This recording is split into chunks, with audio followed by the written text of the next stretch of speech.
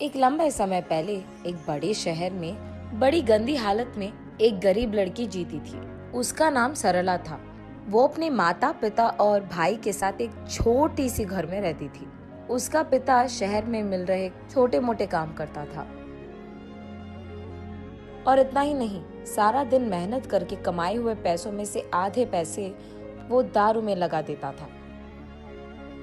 इसीलिए उनकी घर की हालत दिन ब दिन बिगड़ती गई।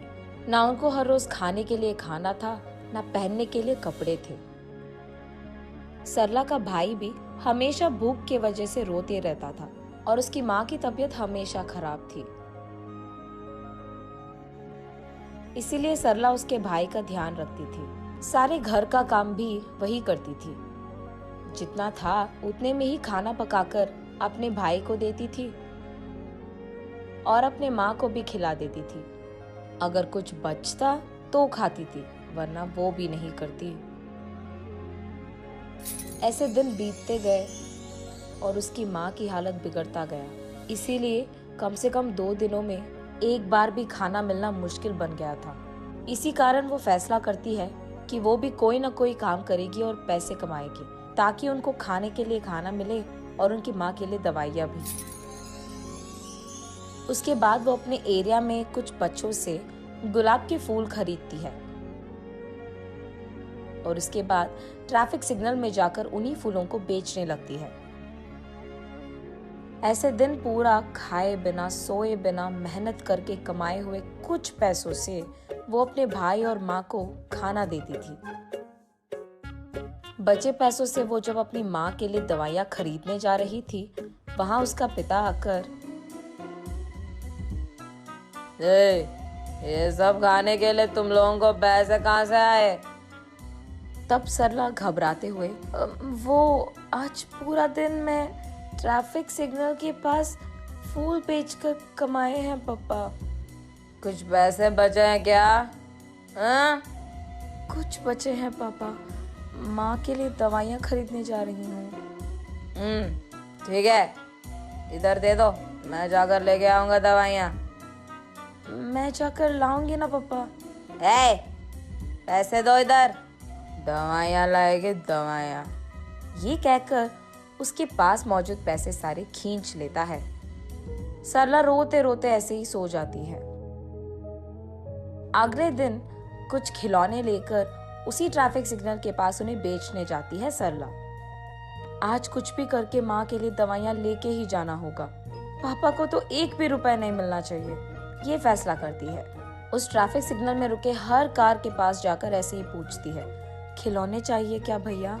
दीदी खिलौने हैं दीदी। सर 1 ले लो सर। मैडम 1 खिलौना ले लो मैडम। सर 1 खिलौना खरीदो सर। दीदी 1 खिलौना दीदी।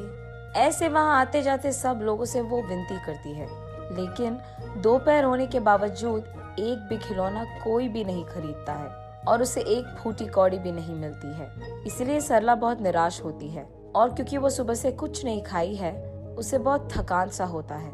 लेकिन फिर भी जैसे ही ट्रैफिक सिग्नल के पास गाड़ियां रुकते हैं, वो भागते हुए फिर से बेचने की कोशिश करती है। लेकिन इतने में वो एक कार के सामने थकान के कारण चक्कर आकर गिर जाती है। जब आंखें खोलकर देखती है तो सरला एक बड़ी सी घर में और बड़े से बेड पर सोती रहती है और वहां मौजूद 2 आदमी, मेरा नाम सुरेश है बेटी और ये मेरी बीवी है सुमति। तुम चक्कर आकर गिर गई थी, इसलिए हम तुम्हें घर ले आए। तुम फिक्र मत करो, ऐसे कहते हैं। तुम्हारी नाम क्या है बेटी? मेरा नाम सरला है, मुझे घर जाना है। तुम कहाँ रहती हो बेटी? हम यही सिग्नल के पास मौजूद बस्ती में रहते हैं। हम तुम्हें खूब पढ़ाएंगे, तुम हमारे साथ रह जाओगी क्या?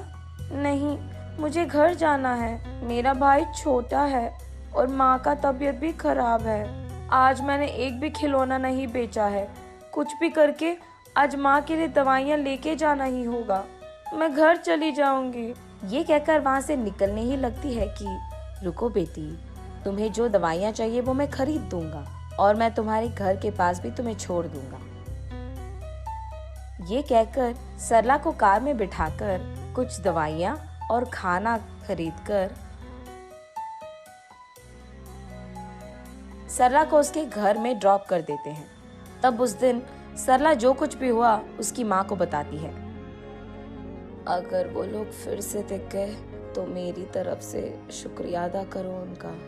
ठीक है माँ, ये कहकर वो उस दिन पेट भर खाना खाती है और खुशी से सोती है सरला।